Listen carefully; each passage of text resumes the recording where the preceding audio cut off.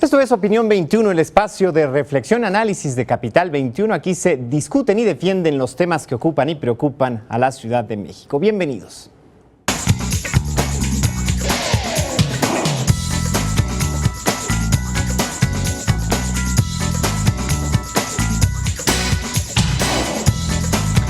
Maternidad subrogada, ¿es un socorro o prostitución? El tema de esta noche aquí en Opinión 21, y para abordarlo, para hablarlo, nos acompañan dos personalidades a quienes me permito presentar. Ella es la doctora Irene López Follé. Estudió la licenciatura en Derecho en la Universidad Anáhuac. Cursó además 2 especialidades tanto de Derecho Civil como Derecho Procesal en la Universidad de Salamanca. Es maestra y doctora por la Universidad Nacional Autónoma de México, donde desde 1997 es académica de la Facultad de Derecho. Ha impartido las materias de Derecho Familiar, Familia y Sucesiones. Y él es el doctor Carlos Guillermo Maquita Nakano. El doctor Carlos Guillermo Maquita Nakano es egresado de la Escuela Superior de Medicina del Instituto Politécnico Nacional con una especialidad en Ginecología y Obstetricia por la Universidad Nacional Autónoma de México y otra en Biología de la Reproducción por el Consejo Mexicano de Ginecología y Obstetricia. Es director general de Red CREA. Tiene más de 2 décadas de experiencia dedicados a atender los problemas comunes de la salud femenina y de las parejas con problemas de fertilidad.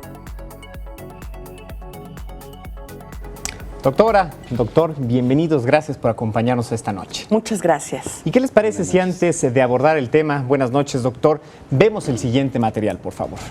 También conocida como gestación sustitutiva o alquiler de vientre, la maternidad subrogada es aquella práctica en la cual una mujer, previo acuerdo de las partes implicadas, se compromete a sacar adelante un embarazo y al final de este entrega al bebé a una tercera persona. Frecuentemente, este proceso se realiza a cambio de dinero. Entre las motivaciones que pueden llevar a un individuo o pareja a buscar esta práctica están la infertilidad, la incapacidad para tolerar el proceso de gestación, la aspiración de una pareja del mismo sexo de ser padres o el deseo de tener un hijo de una mujer o un hombre solos. En torno a la maternidad subrogada existen diversas posturas, desde aquellas que la defienden como la alternativa para hacer valer el derecho de alguien a formar una familia, hasta quienes acusan de que se trata de una expresión contemporánea de la explotación sexual y o la prostitución.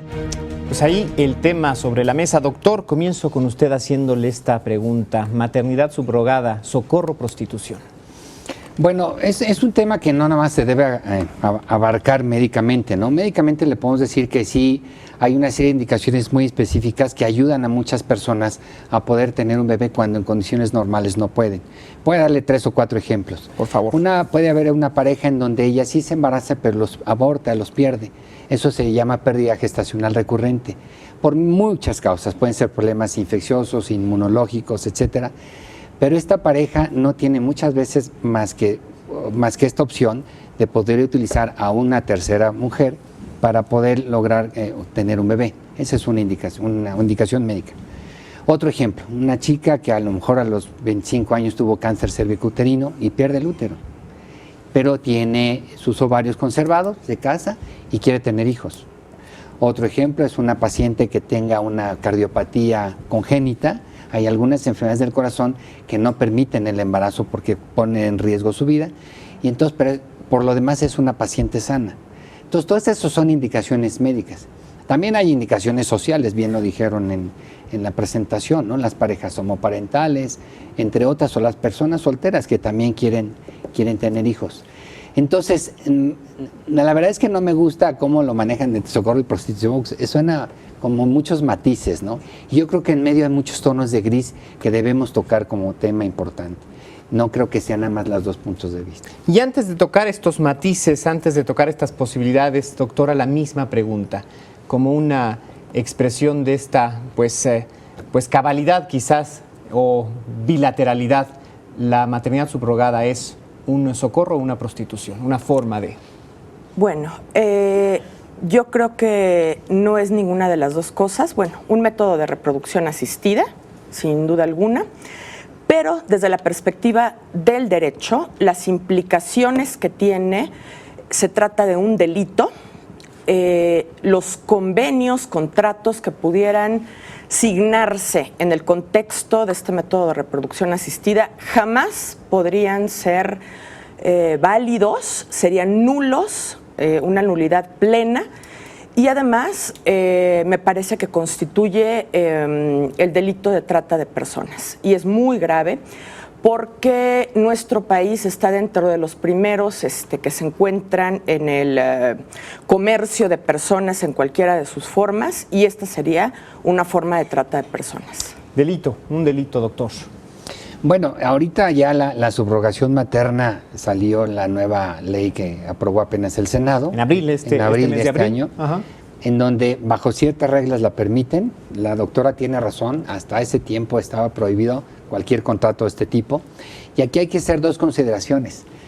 Antes le llamaban, por un lado, madre sustituta y por otro lado, madre subrogada. En la madre sustituta utilizaban los óvulos de esta mujer para inseminarse con el espermatozoide de cualquiera otra pareja masculino, pues, que fuera de otra pareja, y entonces ella ponía el útero y los óvulos, y la madre subrogada solamente pone el útero. Bien. Ahora la ley solamente se aplica o se permite para aquella mujer que solamente pone el útero. ¿Sí me explico? Sí. Esto es como lo pone la ley. Sin embargo, yo creo que nos dejan todavía muchos espacios vacíos, y yo creo que la doctora va a estar de acuerdo, muchísimos, porque bien tocó la doctora un tema, es un tratamiento de reproducción asistida, pero dentro de la reproducción asistida hay muchísimos más conceptos y tratamientos que hay que manejar. Y lo que nos falta, aparte de esta ley que apenas empezó, es toda una ley de reproducción asistida que nos permita saber dónde estamos bien parados y dónde estamos haciendo malas cosas. Que nos den las reglas claras del juego de qué podemos hacer y qué no podemos hacer. Desde luego. Ahí justamente lo que usted menciona, doctora, la ley. Hasta ahora es desde Pero luego no es la ley, base. No es ley, es un dictamen que realizó la Comisión de Salud del Senado aprobando la maternidad gestante, como yo le denomino, o gestación subrogada, pero de forma altruista, lo cual a mí me parece que es verdaderamente insólito, inaudito, porque nadie se va a dejar embarazar de nada si no hay de alguna manera pues un interés pecuniario, una contraprestación. Por lo menos una compensación, vamos a llamarle así, ¿no? Quizás nadie podría correr el riesgo, quizás nadie estaría dispuesto a sacrificar lo que implica un embarazo sin nada a cambio. Sí, pero es una contraprestación. Finalmente tendría que haber contraprestaciones, tanto por el tiempo del embarazo, por todos los gastos que eso implica. Y bueno, lo que decimos, ¿cuál es el aliciente de una mujer para dejarse embarazar gratuitamente? Pues eso es realmente absurdo. Quienes hemos sido madres sabemos los malestares que conlleva un embarazo y evidentemente que por nada, pues no lo hacemos, ¿no? ¿Y por qué no se consideró eso? ¿Por qué no se consideró? Pero hay una cosa, es un dictamen apenas. Las cámaras, la Cámara de Senadores y la Cámara de Diputados, cuando no tienen por ley el deber de iniciar una iniciativa porque les corresponde, porque es competencia de alguna de las cámaras. O sea, ser la cámara de origen. Ajá. Puede ser cualquiera de ellas, la que sea la cámara de origen, quien inicie esto. Se inicia como cámara de origen en la Cámara de Senadores, pero todavía no ha sido aprobada, ¿sí?, en la Cámara de Diputados. Yo ya me presenté a la Cámara de Diputados, hice pues alguna disertación en este sentido. Obviamente sí, conminando a los legisladores de la Cámara de Diputados, pues que no voten lo que no saben, porque además, si votan esto, que en realidad se trata de una inclusión, la incorporación de un artículo en la Ley General de Salud, ese artículo va a ser un artículo contradictorio con el demás contexto del sistema normativo, porque eso pasa, ellos hacen diferentes reformas a ordenamientos jurídicos, por eso en el caso específico de la Ley General de Salud, y si se analiza en el contexto, por ejemplo, del Código Penal Federal, del Código Civil Federal, pues resulta que son contradictorios. Entonces, esta técnica, este método, no puede tener efectos jurídicos y es delictivo. ¿Siempre será así, doctor? ¿Siempre será delictivo bajo cualquier perspectiva y nunca debiera de aprobarse? Pues mire, yo, como se lo decía antes de empezar el programa, si nos dieran las reglas del juego claras, yo creo que todo el gremio médico las cumpliría. El problema es que no las tenemos. Bien dice la doctora, es contradictorio. Le voy a dar un ejemplo de la contradicción. La Constitución ya permite, las leyes, el matrimonio entre personas del mismo sexo. Aquí en la Ciudad de México, y permiten la adopción. Efectivamente. Entonces sí permiten la adopción, pero no permiten la subrogación materna en parejas homoparentales. Es ahí una contradicción.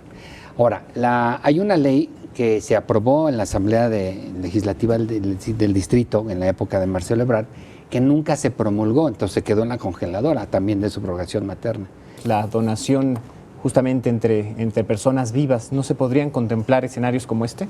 Bueno, primero quisiera aclarar que la ley de subrogación del Distrito Federal que se aprobó por la Asamblea Legislativa, en realidad estuvo permeada de un irregular proceso legislativo. ¿Sí? La invasión de competencias, una flagrante violación al proceso legislativo porque es competencia federal. La Ley General de Salud solamente la puede modificar la Cámara de Diputados a nivel federal, es decir, ¿no? Sí, o de senadores. Exacto, lo que ocurre, por ejemplo. Se podría emitir efectivamente una ley de reproducción asistida o... pero nada, es competencia federal, exacto, no es competencia local. Tendría que haber sido simplemente una propuesta a entregarse a la Cámara de Diputados a nivel federal para que ahí se diera la discusión. Sí, pero de todas maneras, mire, este método de reproducción asistida sí es delictivo y conforme la actualidad de la Ley General de Salud, conforme el Código Penal Federal, porque está prohibido comerciar órganos, tejidos, células, cadáveres, embriones, fetos. Entonces, todo esto implica, evidentemente, este método de reproducción asistida. ¿Sí? No se puede, esto de útero de alquiler, bueno, ¿en dónde se ha visto, no? Alquilar algo es usarlo, disfrutarlo, ¿no? Entonces no se usa ni su disfruta del útero. Luego, por ejemplo, no se puede de ninguna manera comerciar con células, con las células germinales, que son finalmente las que van a llevar al cigoto, al embrión, ¿sí? Hasta las 12 semanas y posteriormente lo que es un feto y el recién nacido. Algo muy importante en materia civil es que las personas somos sujetos de los contratos, no objetos de los contratos. Y en un contrato de maternidad gestante, el objeto último es el recién nacido, que es el que se debe de entregar. ¿Sí? Entonces, no, dentro del comercio no está la persona. Entonces, realmente no me parece que debería de regularse, al contrario, prohibirse expresamente. Hay dos entidades federativas que indebidamente lo regulan, la maternidad gestante, el Estado de Tabasco en el Código Civil y el Estado de Sinaloa en el Código Familiar. Y luego está el Código Civil de Querétaro, que regula de una forma velada la maternidad gestante mediante algo que denomina donación de embriones, que son los embriones sobrantes a partir de la inseminación, la fertilización in vitro. O sea, ¿cuál es el destino que se les da a esos embriones? Pero si hacemos un análisis de lo que implica la adopción de los embriones, termina siendo una forma velada de maternidad gestante. Bien, debemos de hacer una pausa en estos instantes, permítanme hacerlo. ¿Qué dice usted? ¿Qué opina sobre este tema? Por favor, súmese a la conversación, ya lo sabe, es suya, así es que aduéñese de ella a través del hashtag Opinión21, a través también, desde luego, de la cuenta @capital_21. Esto es Opinión 21 de Capital 21. Volvemos.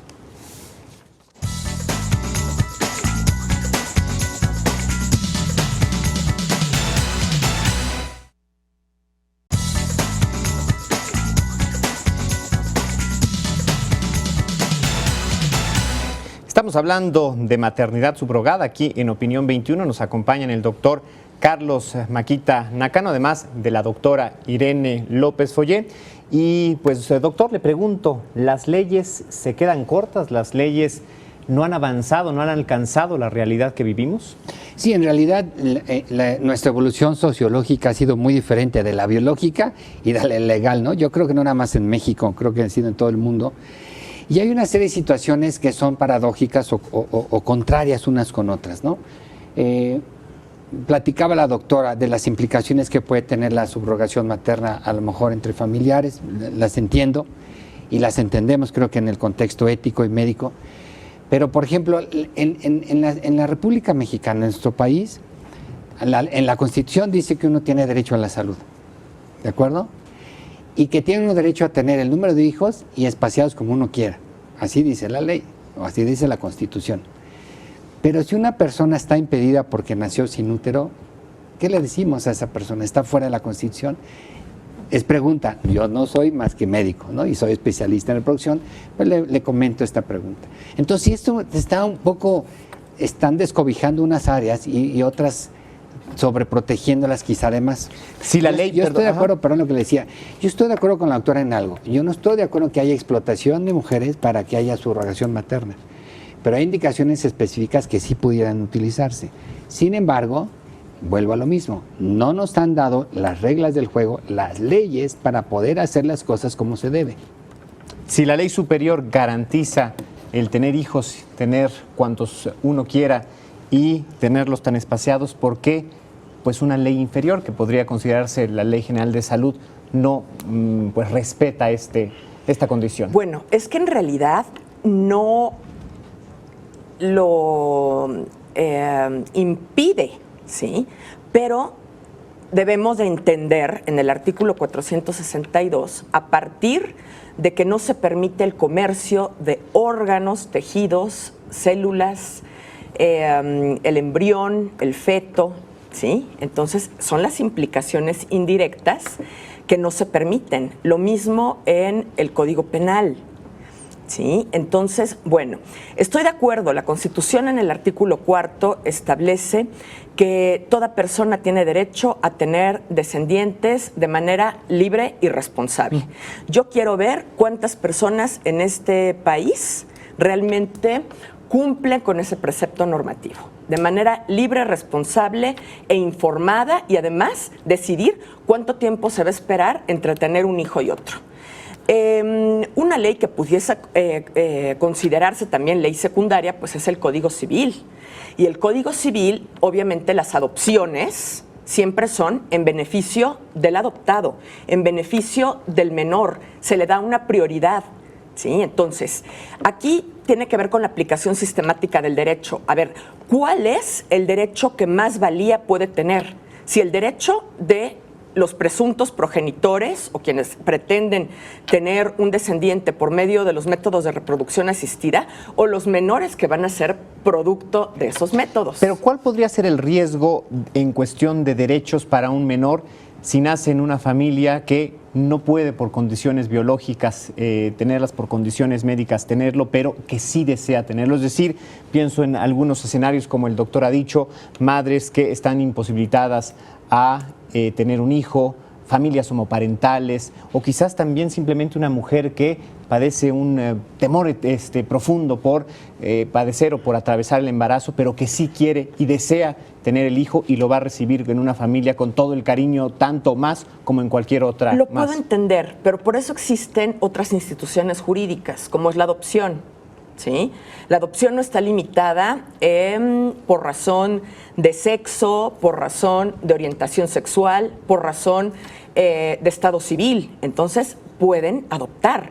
Pero ya otra cosa es comercializar con el cuerpo femenino, tratar a un menor como si se tratara de una cosa, es cosificar el embarazo.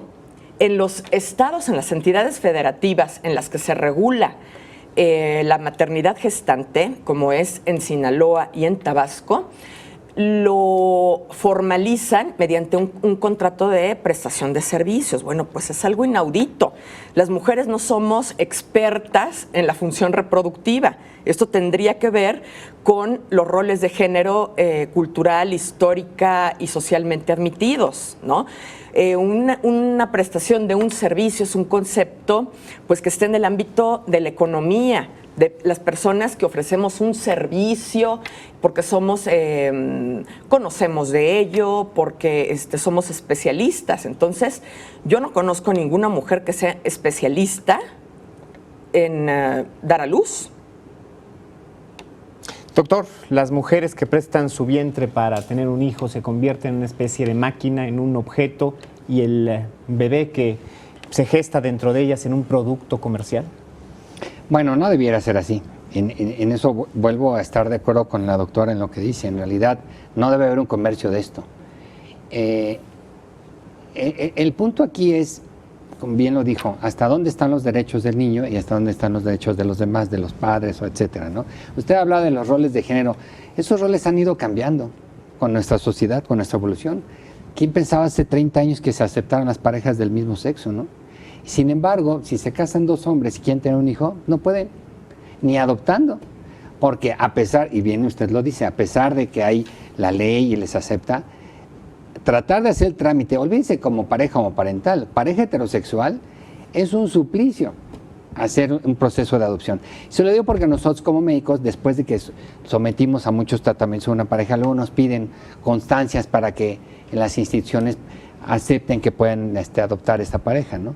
Y no es válido, doctora, que una mujer diga, yo soy dueña de mi cuerpo, yo tengo capacidad de decisión y decir, yo quiero prestar, yo quiero utilizar mi cuerpo para X fin y por ello también pues permitir que se geste un hijo dentro de mí que voy a entregar.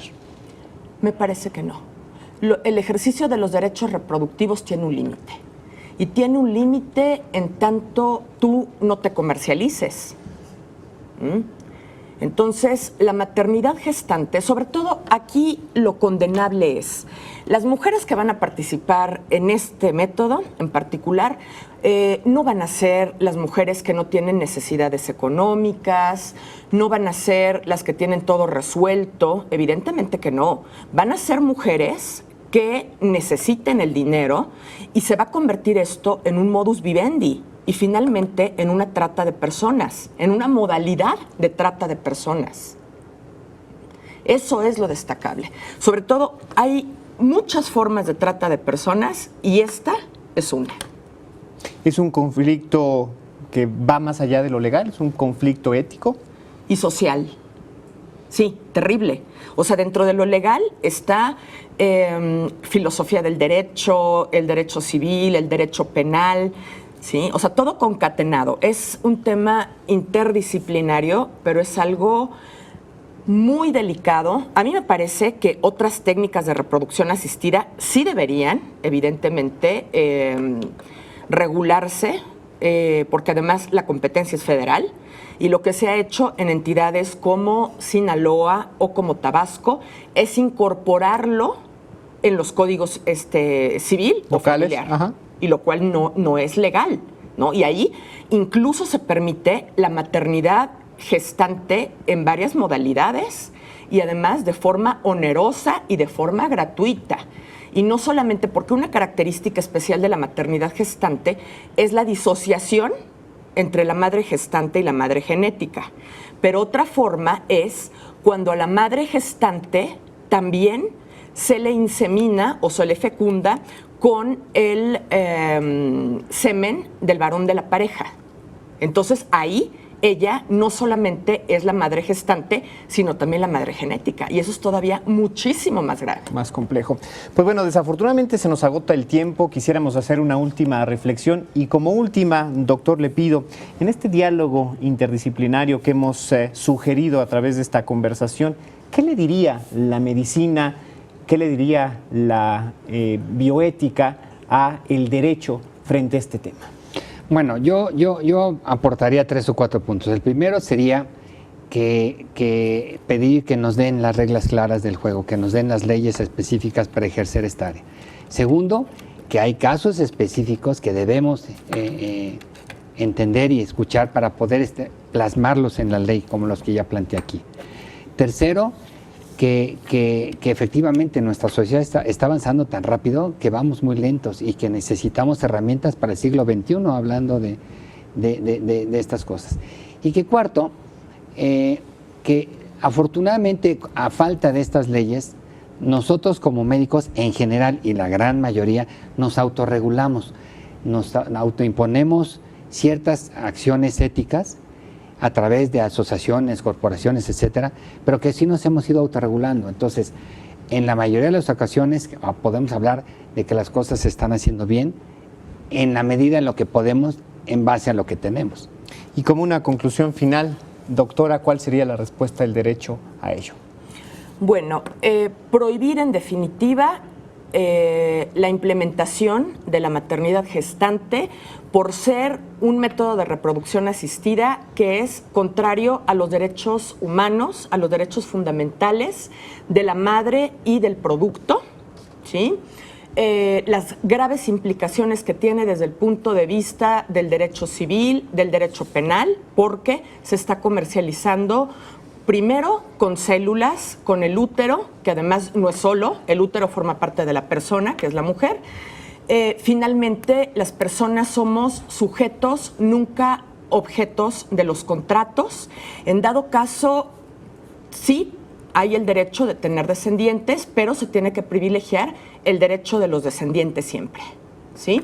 Entonces, bueno, una idea que se me ocurre es la modificación del proceso, que es un procedimiento de adopción que se lleva en la vía de jurisdicción voluntaria. Me parece que, como dice el doctor, estoy completamente de acuerdo, es tedioso, no solamente los requisitos que se tienen por ley, sino también requisitos que impone el DIF, que imponen los albergues de la Procuraduría en la que se tiene a los menores. Entonces, bueno, modificar eso, ¿sí? Que se permita la adopción. Facilitar la adopción. Facilitar la adopción, también sin poner en riesgo a los menores. Pero que, por favor, en un país en el que priva la corrupción, la impunidad y la trata de personas, no se permita esta modalidad de trata. Doctora, doctor, muchísimas gracias por habernos acompañado esta noche. Gracias, desde luego, a usted. Esta conversación no termina aquí, que apenas comienza, así es que continúela, le insistimos, a través de las redes sociales, a través del hashtag Opinión21, claro, por la cuenta @capital_21. Gracias y lo esperamos la próxima semana, el próximo jueves, con un tema distinto, con un tema nuevo, con un tema diferente. Buenas noches.